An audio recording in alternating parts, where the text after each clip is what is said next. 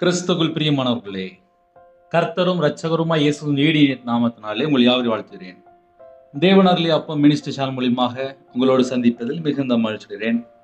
தினம்தோறும் இரவு நேரத்தில் 8 மணிக்கு பரிசுத்த வேதாந்தத்திலிருந்து ஒரு பகுதியை நாம் தியானித்து நம்முடைய குடும்ப பாதுகாப்பிற்காக நாம் ஜெபித்து வருகிறோம். வேற தேசத்திலே வேற சூழ்நிலையிலே இணைந்திருக்கிறீங்க.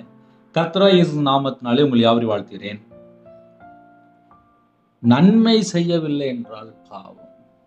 ஒரு குடும்பத்திலே தீமை மட்டும் செய்து கொண்டிருக்கிறாங்க அப்படின்னா அந்த வீட்டில் பெரிய பெரிய பிரச்சனை எல்லாம் ஓடிட்டு இருக்கும்.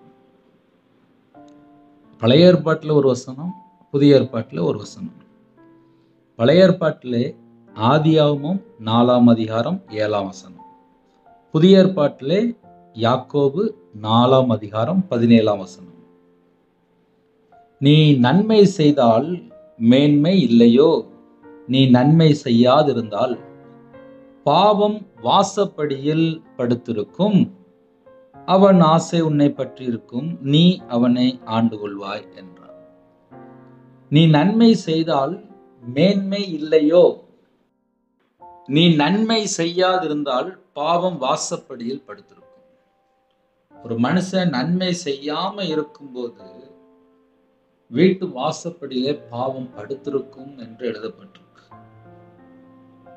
யாக்கோபு 4ஆம் அதிகாரம் 17ஆம் வசனத்திலே, ஒருவன் நன்மை செய்ய அறிந்தவனாய் இருந்தும் அதை செய்யாமற் போனால் அது அவனுக்கு பாவமாயிருக்கும்.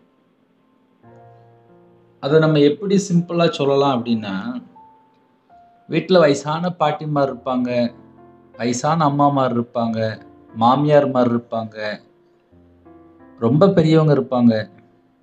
அவங்களுக்கு ஒரு 2 இட்லி கொடுத்தா போதும், ஒரு 2 மாத்திரை கையில கொடுத்தா போதும், கொஞ்ச நேரம் பேசுனா போதும், அன்பு கூர்ந்தா போதும். அதை செய்யறதுக்கு இன்னைக்கு நிறைய குடும்பத்துல அன்பு இல்லை, அதான் பிரச்சனை. நிறைய குடும்பத்துல ஒற்றுமை இல்லை.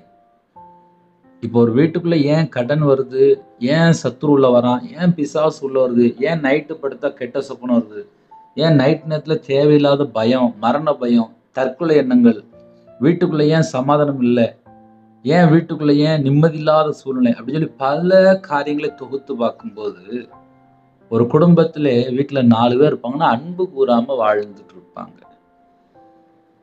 யாக்கோபு 2:8 அழகா எழுதப்பட்டிருக்கு, உன்னிடத்தில் நீ அன்பு கூறுகிறது போல பிறனிடத்திலும் அன்பு கூறுவாயாக என்று வேத வாக்கியம் சொல்கிற ராஜரீக பிரமாணத்தை நீங்கள் நிறைவேற்றினால் நன்மை செய்வீர்கள்.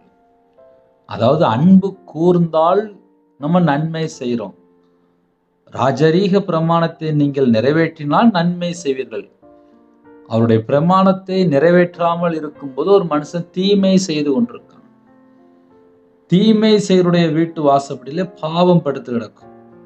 நீதிமொழியில எழுதப்பட்டிருக்கு, ஒருவன் நன்மை செய்ய அறிந்தவனா இருந்தும், எனக்கு நன்மை செய்யணும்னு சொல்லி எனக்கு தெரியும், ஆனா நான் செய்ய மாட்டேன்.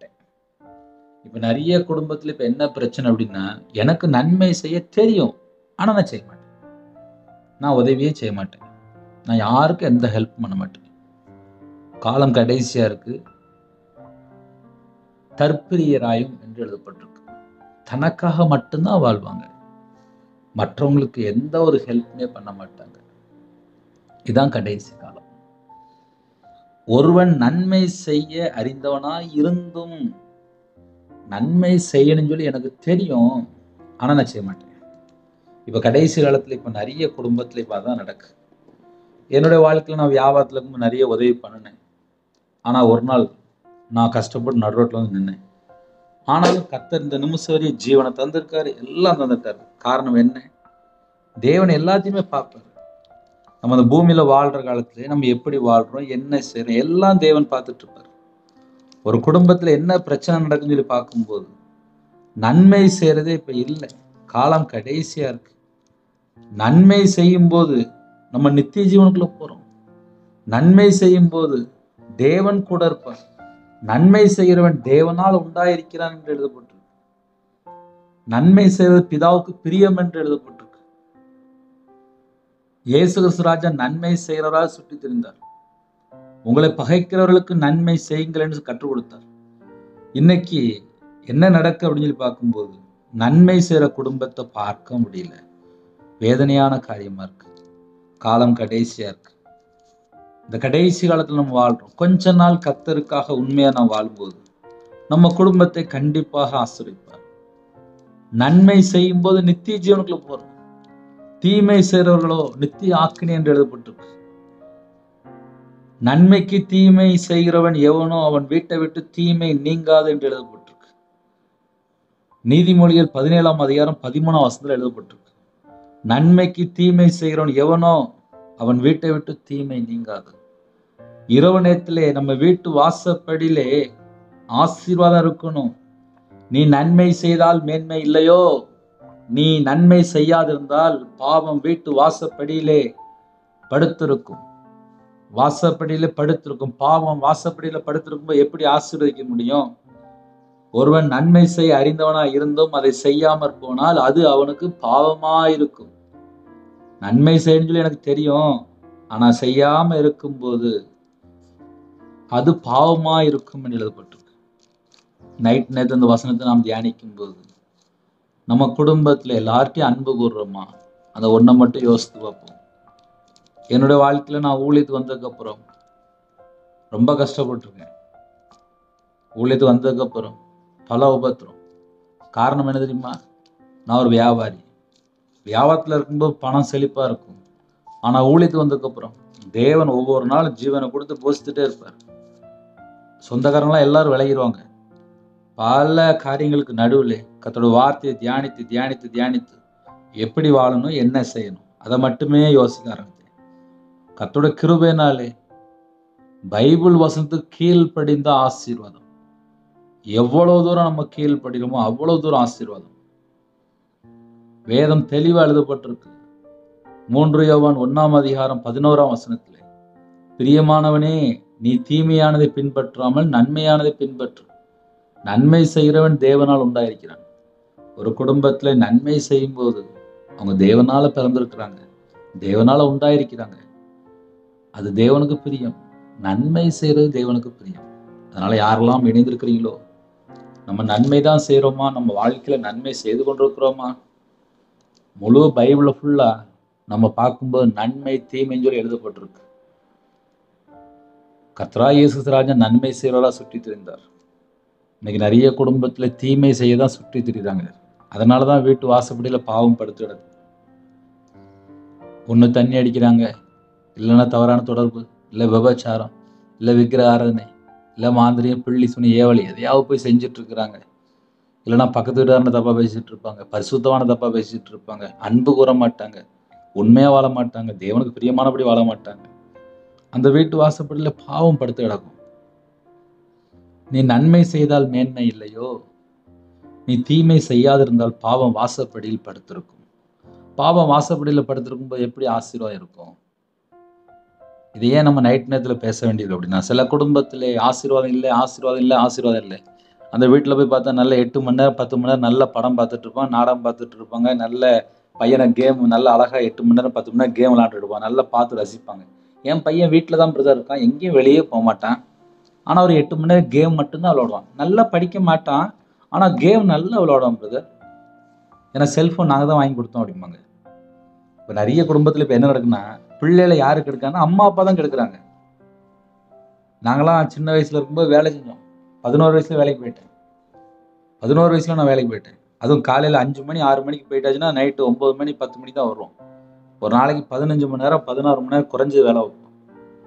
இன்னைக்கு வாலிப பையன் வேலை செய்ய ரெடியா இல்லை. காரணம் என்ன? இந்த செல்போனு, லேப்டாப், நிறைய காரியத்தில் கேம் விளாண்டு படம் பார்த்து தேவையில்லாத வெப்சைட்டுக்குள்ள போய் தேவையில்லாத ஆள்கிட்ட பழகி தேவையில்லாத ஃப்ரெண்ட்ஷிப்பு, தேவையில்லாத அந்த பணம் கட்டி விளையாடக்கூடிய கேம், எத்தனையோ கேம் இருக்கு. சில கேம்லாம் உள்ள போயிட்டாங்கன்னா அதில் அடிமையா இருக்கிறாங்க வாலிப பையங்க. ஒரு குடும்பத்தில் திருமணம் முடிந்த ஒரு கவர்மெண்ட் ஸ்டாஃப், அந்த அண்ணன் ஆன்லைனில் ஏதோ ஒரு பணம் கட்டி ஒரு கேம் விளாண்டாங்க. 19 லட்ச ரூபா உள்ளே போயிட்டு உடனே மருந்து குடிச்சிட்டாங்க, உடனே ஹாஸ்பிட்டல் அட்மிட். என்னாச்சு? நீ தான் கவர்மெண்ட் ஸ்டாஃப், உனக்கு தான் ஒரு பிரச்சனையும் இல்லையா, வயசு 29 வயசு தான், என்னாச்சுன்னு சொல்லி கேட்கும்போது, இந்த மாதிரி ஆன்லைனில் ஒரு கேம் விளாண்டேன், 19 லட்சம் காணாமல் போயிட்டு, நான் யார்கிட்ட போய் சொல்ல முடியாதான், மருந்து குடிச்சிட்டேன் அப்படின்னாங்க. ஒரு குடும்பத்தில் வீட்டில் மனைவி இருக்கா, மனைவிட்ட பேச மாட்டேங்கிறாங்க. ஓசியா 8:3 அழகா எழுதப்பட்டிருக்கு. இஸ்ரவேல் ஜனங்கள் நன்மை வெறுத்தார்கள், சத்துரு அவர்களை தொடர்கிறான். ஒரு குடும்பத்துல என்ன பிரச்சனை சொல்லி பார்க்கும்போது மனைவிட்ட அன்பு கூறுறது கிடையாது. இஸ்ரவேல் நன்மை வெறுத்தார்கள், சத்துரு அவர்களை தொடர்கிறான். இதான் காலம் கடைசியா இருக்கு. இந்த கடைசி காலத்துல தான் நம்ம வாழ்ந்துட்டு இருக்கோம். வீட்டுல மனைவிட்ட அன்பு கூற முடியல, அம்மாட்ட அன்பு கூற முடியல, மாமியார்ட்ட அன்பு கூற முடியல, வீட்டுல அவங்கள்ட்ட பேச முடியல. ஆனா ஃப்ரெண்டுகிட்ட உட்காந்தா மணிக்கணக்கா பேசுறாங்க. சில குடும்பத்துல என்ன ஜெப குறிப்பு வருதுன்னா, என் புருஷன் என்கிட்ட பேசி 2 வருஷமாச்சு, 2 வருஷமா என்கிட்ட பேச மாட்டேங்கான். அப்ப என்னதான் செய்யறான்? சாயங்காலம் 6 மணிக்கு வராரு, ராத்திரி 2 மணிலேயே செல்போன் தான். அதுல வேற ஏதோ வெப்சைட்ல போய் வேற யார்கிட்டயோ பேசிட்டு இருக்கிறாரு. நான் பார்த்துட்டேன், பார்த்தா கூட இருக்குன்னா இரு, இல்லைன்னா போ அப்படிங்கிறார். இதான் ஒரு வீட்டில் உள்ள அன்பு. மனைவியை கண்டடைகிறான், நன்மையை கண்டடைகிறான், கர்த்தரால் தயவும் பெற்றுக்கொள்கிறான் என்று எழுதப்பட்டிருக்கு. கர்த்தரிடத்துல இறக்கம் வேணுமா? மனைவிட்ட அன்பு கூறணும். இன்னைக்கு நிறைய குடும்பத்துல ஏன் டைவர்ஸ் அளவுக்கு பிரச்சனை வருது? மனைவிட்ட அன்பு கூறுறது இல்லை. மனைவியை கண்டடைகிறவன் நன்மையானதை கண்டடைகிறான். மனைவியை வெறுக்கும் போது அந்த வீட்டுல ஆசீர்வாதமே இருக்காது. மனைவிக்கு தெரியாம தப்பு பண்றது, மனைவிக்கு தெரியாம சேட்டை பண்றது எல்லாம் சாபம் தான். ஏன்னா என் வாழ்க்கையில நான் அப்படி பண்ணியிருக்கேன். அதனால நான் உண்மையாவே சொல்ல முடியும். மனைவிக்கு தெரியாம சேட்டை பண்றது எல்லாம் நடு ரோட்ல வந்து நின்றும். என் வாழ்க்கையில ஒரு 55 லட்ச ரூபா நஷ்டப்பட்டிருக்கேன். நடு ரோட்ல நின்றுருக்கேன். சொந்த வீடு வித்துருக்கேன், வியாபாரத்துல நடு ரோட்டுக்கு வந்திருக்கேன், நகையை வித்துருக்கேன், சொந்த தேசத்தை விட்டு புறப்பட்டு போயிட்டேன். காரணம் என்ன தெரியுமா? மனைவிக்கு தெரியாம ரகசியமா ஏதாவது சேட்டை பண்ணிட்டே இருக்கிறது. இதான் கடைசி காலம். இந்த கடைசி காலத்துல ஒருத்தன் மனம் திரும்பி பாவ மன்னிப்பை கர்த்தரிடத்துல பெற்றுக்கொண்டு தேவனுக்கு பிரியமானபடி வாழ்ந்து நன்மை செய்து நித்திய ஜீவனுக்குள்ள போனா அவ்வளோ பெரிய ஆசீர்வாதம். அதனால நைட் நேரத்துல நம்ம ஒரு 10 நிமிஷம் செய்தி கேட்குறோம். என் வாழ்க்கையில நான் சின்ன வயசுலேருந்து நான் எப்படிலாம் கஷ்டப்பட்டேன், எப்படிலாம் மனம் திரும்பினேன், எப்படிலாம் வாழணும், அநேக காரியங்கள் சொல்கிறேன். எத்தனை குடும்பத்தில் கேட்குறீங்க எனக்கு தெரியாது. ஒருவேளை பிரயோஜனமாக இருந்தால் உங்கள் வாழ்க்கையில் நீங்கள் யூஸ் பண்ணுங்க. மனைவியை கண்டடைகிறோம், நன்மையானதை கண்டடைகிறோம். ஒரு வீட்டில் மனைவி இருக்கிறாங்க அப்படின்னா நன்மை. அந்த நன்மை யாரெல்லாம் வீட்டில் உள்ள கணவர்மார் வெறுக்கிறாங்களோ அந்த வீட்டிலாம் ஆசீர்வாதமே இருக்காது, அதுவே சாபமாக மாறிடும். அப்புறம் அந்த வீட்டுக்குள்ள சமாதானம் இருக்காது, வியாதி வந்துடும், தேவனுடைய கோபம் வந்துடும். அதுக்கு வசனம் வேணா காமிக்கும். ஓசியா 8:3 கரெக்டா எழுதி வச்சுக்கோங்க. இஸ்ரவேலர் நன்மையை வெறுத்தார்கள். எதெல்லாம் நன்மைன்னு சொல்லி பார்க்கும்போது மனைவியை தேவன் தான் தராரு. மனைவியை ஒரு குடும்பத்துல வெறுக்கிறாங்களா, நன்மையை வெறுக்கிறாங்களா? மனைவியை கண்டடைகிறோம், நன்மையானதை கண்டடைகிறான் என்று எழுதப்பட்டிருக்கு. மனைவியை வெறுக்கும் போது சத்துரு அவர்களை தொடர்வான், பிசாசு அவர்களை தொடர்வான். ஒரு வீட்டுல கணவருக்கு ஏன் படுத்தா தூக்கம் வரல, ஏன் கெட்ட சொப்பனம் வருது, ஏன் தப்பான ஒரு முடிவுக்கு போறான்னு சொல்லி பார்க்கும்போது வீட்டுல இருக்க மனைவிட்ட அன்பு கூற மாட்டாங்க, வீட்டுல இருக்க மனைவிட்ட நேசிக்க மாட்டாங்க. ஒரு குடும்பத்துல மனைவியை நேசித்தாச்சு அப்படின்னா அந்த வீட்டுக்குள்ள சத்துரு வராது. இதுதான் பைபிளோட ரகசியம். நன்மை செய்கிறவன் தேவனால் உண்டாயிருக்கிறான். நம்ம நன்மை செய்யும் போது, அதாவது அன்பு கூறும் போது, யாக்கோபு 2:8 படி அவருடைய பிரமாணத்தை நாம் நிறைவேற்றுகிறோம். அவருடைய பிரமாணத்தை நாம் நிறைவேற்றும் போது அந்த இடத்துல பிசாசு வராது. ஒருவன் நன்மை செய்ய அறிந்தவனா இருந்தோம், மனைவிட்ட அன்பு கூறன்னு சொல்லி எல்லா கணவருக்கும் தெரியும். ஆனா அன்பு கூற மாட்டாங்க. வேற யார்கிட்டயோ ஃப்ரெண்டுகிட்ட பேசுவாங்க, வேற யார்கிட்டயோ தேவையில்ல ஒரு நபர்கிட்ட பேசுவாங்க. கேட்டா அவங்க தான் எனக்கு ரொம்ப பிடிக்கும் அப்படிம்பாங்க. வீட்டுல இருக்க மனைவி பார்த்தா 3 நேரம் சமையல் பண்ணி அழகா வீட்டுல எல்லாம் செஞ்சு கொடுத்துட்டு இருப்பாங்க. எல்லா வீட்டுக்கும் நடக்கிறதா நான் உண்மையா சொல்லிட்டு இருக்கேன். அதனால நன்மை செய்யவில்லை என்றால் பாவம். ஒரு மனுஷன் நன்மை செய்யலையா அது பாவம். ஒருவன் நன்மை செய்ய அறிந்தவனா இருந்தும் அதை செய்யாமற் போனால் அது அவனுக்கு பாவமா இருக்கும். நன்மை செய்யணும் எனக்கு தெரியும், அதை நான் செய்யல அப்படின்னா அது பாவம். நீ நன்மை செய்யாதிருந்தால் பாவம் வாசப்படியில படுத்திருக்கும் அப்படிங்கிறது. அதுக்கப்புறம் அந்த வீட்டுல எப்படி ஆசீர்வாதம் இருக்கும்? அதனால ஒரு குடும்பத்திலே ஒரு நார்மலான ஒரு பிரச்சனை என்ன அப்படின்னா அன்பு கூறணும், நன்மை செய்யணும். நன்மை செஞ்சா தேவனால் உண்டாயிருக்கிறான், தீமை செய்யறோம் பிசாசினால் உண்டாயிருக்கிறான். பிசாசு எப்படியாவது நன்மை செய்ய விடாத அளவுக்கு பல பிரச்சனை உள்ள கொண்டு வந்துட்டே இருக்கும். அன்பு கூறுங்க, எல்லா பிரச்சனைக்கும் ஒரு முடிவு உண்டாகும். கண்களை மூடி நாம் ஜெபம் செய்வோம். அன்பின் கர்த்தாவே உம்மை நன்றியோடு துதிக்கிறோம், ஸ்துதிக்கிறோம்ப்பா. இந்த இரவு நேரத்திலே நன்மை செய்ய படிக்க சொல்லிருக்கீங்கப்பா. நன்மை செய்யும் போது தேவனால் உண்டாயிருக்கிறோம். எங்களுக்கு அந்த கிருபை தாங்க. கர்த்தராகிய இயேசு ராஜா நன்மை செய்யறதா சுற்றி தெரிஞ்சீங்கப்பா. உங்க பிள்ளைகள் நாங்களும் நன்மை செய்யணும்ப்பா. எங்களுக்கு அந்த கிருபை தாங்கப்பா. உங்களை பகைக்கிறவர்களுக்கு நன்மை செய்யும் சொல்லி எங்களுக்கு கற்றுக் கொடுத்தீங்கப்பா. எங்களுக்கு எவ்வளவோ பிரமாணங்களை கற்றுக் கொடுத்தீங்க. நிறைய குடும்பத்துல கையில பைபிள் எடுத்து வாசிக்கிறதே இல்லப்பா. எத்தனையோ குறைகள் உண்டு. நன்மை செய்தவர்கள் மாத்திரம்தான் நித்திய ஜீவனுக்கு வர முடியும்ப்பா. எங்களுக்கு அந்த கிருபை தாங்கப்பா. தீமையான காரியத்தை வெறுத்து நன்மை செய்ய கத்த கிருபை தாங்கப்பா. ஒவ்வொரு குடும்பத்தையும் கத்தர் ஆசிரியங்க. உமக்கு பிரியமானபடி வாழ எங்களுடைய ஆவி, ஆத்மா, சரீரம், சிந்தனை, நினைவு எல்லாம் அர்ப்பணிக்கிறோம்ப்பா. இரவு நேரத்துல இந்த செய்தி கேட்கும்போது சில குடும்பத்துல யோசித்தாங்கப்பா, எங்க வாழ்க்கையில நாங்க நன்மை செய்யாம இஷ்டம் போல வாழ்ந்துட்டு யோசித்தாங்கப்பா. நன்மை செய்யணும்ப்பா, உண்மையா வாழணும்ப்பா, தேவனுக்கு பிரியமானபடி வாழணும்ப்பா. எங்க வாழ்க்கையில எத்தனை குறை இருக்கும் எல்லாவற்றையும் மன்னிங்கப்பா. மன்னித்து அப்பா உமக்கு பிரியமானபடி வாழ எங்களுக்கு கிருபை தாங்கப்பா. எல்லா குடும்பத்தையும் கத்தர் பொறுப்பெடு சொல்லுங்க. நைட் நேரத்துல யாரெல்லாம் கற்பனையா ஜெபிக்கிறாங்களோ கத்தர் மனமறிஞ்சு ஆசிரிங்க. மாசமா இருக்குங்க தாயம்பிள்ளையும் ஆசிரிங்க. டெலிவரி போடுறாங்க பரம வைத்தியர் கூட இருங்க. கற்பனையா ஜெபிக்கிறாங்க. கத்தர் வாசல் திறந்து எல்லா தடையெல்லாம் நீக்கி ஆசிர்வதிங்க. பிள்ளைகளுக்கு வயசு அதிகமாயிட்டு போகுது. கத்தரே கூட இருந்து வாசல் திறந்து விடுங்க. திருமணம் முடிந்ததுக்கு அப்புறம் அன்பு கூறாமல் நிறைய குடும்பத்துல பிரிஞ்சு போறாங்கப்பா. சின்ன சின்ன மிஸ்டேக் தான். அது எல்லாவற்றையும் கத்தர் மாற்றித்தாங்கப்பா. கத்தர் மாற்றித்தாங்கப்பா. கத்தர் மாற்றித்தாங்கப்பா. கத்தர் மாற்றித்தாங்கப்பா. கத்தர் மாற்றித்தாங்கப்பா. எந்தெந்த குடும்பத்துல அன்பு கூறாமல் அப்பா கத்தரை விட்டு தள்ளி போய் தேவையில்லாத ஃப்ரெண்ட்ஷிப், தேவையில்லாத நபரோடு பழகிட்டு இருக்காங்களோ அந்த எல்லா குடும்பத்தையும் கத்தர் மறுபடியும் சந்திக்க வேண்டும். பிரிந்த குடும்பம்லாம் இணைந்து வாழணும். கத்தர் கிருபை செய்யுங்க. மதுபான அடிமையில இருக்காங்க, போதை காரியத்துல இருக்காங்க, விக்கிர வழிபாடுல இருக்காங்க, மாந்திரியம், பிள்ளிசும், ஏவல கட்டப்பட்ட நிலைமை, நைட் நேரத்துல தற்கொலை எண்ணங்கள், மரண பயம். சில குடும்பத்துல நைட் நேரத்துல இனிமேல் நான் யாருக்கா வாழன்னு சொல்லி பல காரியத்தை யோசிக்கிறாங்க. எல்லா குறைகளெல்லாம் மன்னிங்க. எந்தெந்த வீட்டுக்கு என்னென்ன ஆவியில் கிரியை செய்து கொண்டிருக்கோ எல்லா சத்துருன் கிரியெல்லாம் வேரோடு சங்கரிக்கப்பட்டு போட்டு இயேசு கிறிஸ்து நாமத்தினாலே வேரோடு வேரோடு வேரோடு வேரோடு இயேசு கிறிஸ்து நாமத்தினாலே எல்லா பொல்லாத சர்ப்பத்தின் கிரியை, தந்திரமான கிரியெல்லாம் வேரோடு சங்கரிக்கப்பட்டு போட்டு இயேசு கிறிஸ்து நாமத்தினால் வேரோடு சங்கரிக்கப்பட்டு போட்டு ஒவ்வொரு குடும்பத்தையும் கத்த மறுபடியும் ஆசிரியங்க. எந்த குடும்பத்தில் தங்களை தாழ்த்துறங்களோ அந்த குடும்பம் மறுபடியும் இயேசு கிறிஸ்து நாமத்தினாலே ஆசீர்வதிக்கப்பட்ட ராஜா. நிறைய குடும்பத்துல தங்களை தாழ்த்துறாங்க, அர்ப்பணிக்கிறாங்க. உங்களோட வாழ்க்கையிலே குறைகள், குற்றங்கள் எல்லாவற்றையும் கத்தர் மன்னித்து மறுபடியும் கத்தர் ஆசீர்வதிங்க. உமக்கு பிரியமானபடி எங்களோட ஆவி, ஆத்துமா, சரீரம், சிந்தனை எல்லாவற்றும் அர்ப்பணிக்கிறோம் ராஜா. நைட் டியூட்டியில் இருக்காங்க. கத்தரை விட்டு எந்த ஒரு கருத்தை தள்ளி போகக்கூடாது. உமக்கு பிரியமானபடி வாழ எங்களை அர்ப்பணிக்கிறோம்ப்பா. உமக்கு பிரியமானபடி வாழ்ந்து சகலமான ஆசீர்வாதங்களையும் நாங்கள் பெற்றுக்கொள்ள வேண்டும். நைட் நேரத்தில் ட்ராவலிங்கில் இருக்காங்க, நைட் நேரத்தில் பஸ்ஸில் போகிறாங்க, காரில் போகிறாங்க, ட்ரெயினில் போகிறாங்க. அந்த குடும்பத்துக்கு கத்தர் பாதுகாப்பு தாங்க. ஃப்ளைட்டில் போயிட்டுருக்காங்க. எல்லா குடும்பத்துக்கும் கத்தர் பாதுகாப்பு தாங்க. வீடு வாசல் இல்லாமல் வெளியில் தங்கியிருக்காங்க, விதவையாக இருக்காங்க, திக்கற்ற பிள்ளையாக இருக்காங்க, ஊனமுற்றோராக இருக்காங்க, கண்ணீரோடு ஜுபிக்கிறாங்க. கடன் பிரச்சனை இருக்குது, கடன் பாரம் இருக்குது, மன அழுத்தம் இருக்குது, நிம்மதி இல்லை, கணவர் பேச மாட்டேங்கிறார், பிள்ளைகள் பேச மாட்டேங்காங்க, ஹோமில் இருக்காங்க, ஹாஸ்டலில் இருக்காங்க, முதியோர் இல்லத்தில் இருக்காங்க. அப்பா அந்த குடும்பத்தை சந்திங்க, அந்த குடும்பத்தை சந்திங்க, உங்கள் பிள்ளைகளை சந்திங்க. அவங்களுடைய மன வேதனையெல்லாம் நீக்கி போடுங்க, நீக்கி போடுங்க, நீக்கி போடுங்க. மறுபடியும் சந்தோஷமா வாழ கத்தர் உதவி செய்யுங்க. கத்தோட நாம மையப்படட்டும். நைட் நேரத்தில் என் பிள்ளைகள் ரசிக்கப்படணும், என் குடும்பம் ரசிக்கப்படணும், என் வம்சம் ரசிக்கப்படும் சொல்லி தரப்புல நிற்காங்கப்பா. அந்த குடும்பத்தை கத்து சந்திங்க.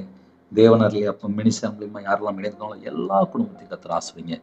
சரீரத்தில் பலவீனத்தோடு ஹாஸ்பிட்டலில் படுத்த படுக்கையில், ஐசியூவில், இன்குபேட்டில், எம்ஆர் ஸ்கேன் எடுத்து சில குடும்பத்தில், எத்தனையோ குடும்பத்தில் பலவிதமான வியாதியோடு ஜெபிக்கிறாங்க. எந்தெந்த குடும்பத்தில் பலவீனத்தோடு ஜெபிக்கிறாங்களோ உம்முடைய தழும்புல கரத்தினால தொட்டு சுகமாக்கி தாங்க ராஜா. இயேசு கிறிஸ்து ரத்தத்தினாலே, இயேசு கிறிஸ்து நாமத்தினாலே பரிபூர்ணமான சுகத்தை பெற்றுக்கொள்ளட்டும். உம்முடைய ஜீவனுக்குள்ளே ஒவ்வொரு குடும்பத்தையும் அர்ப்பணிக்கிறோம். கர்த்தர் இந்த நாளிலும் ஒவ்வொரு குடும்பத்தையும் சந்திக்க வேண்டும். சிறுபிள்ளைகள் முதல் கொண்டு முதியோர்கள் எல்லாரையும் கர்த்தர் சந்திக்க வேண்டும்.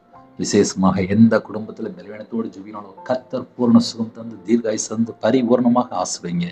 இன்பமான நித்திரை தாங்க. வரக்கூடிய காரியத்தை வெளிப்படுத்துங்க. கெட்ட சொப்பன தேவையில்லை எண்ணங்கள் எல்லாவற்றையும் விலக்கி அதிகாலவிலே உங்களுடைய பாதப்பிள்ளை கண் வெளித்து ஜெபிக்கிறது கிருபை செஞ்சு. செல்ஃபோன்லையோ தேவையில்லை, ஃப்ரெண்ட்ஷிப்லையோ தேவையில்லை, அடிமையிலோ எந்த ஒரு குடும்பம் சிக்கிக்கொள்ள கூட. படிக்கிற பிள்ளைகள் ஃபர்ஸ்ட் ரேங்க் எடுக்கணும், நல்லா படித்து நல்ல மார்க் எழுதணும்.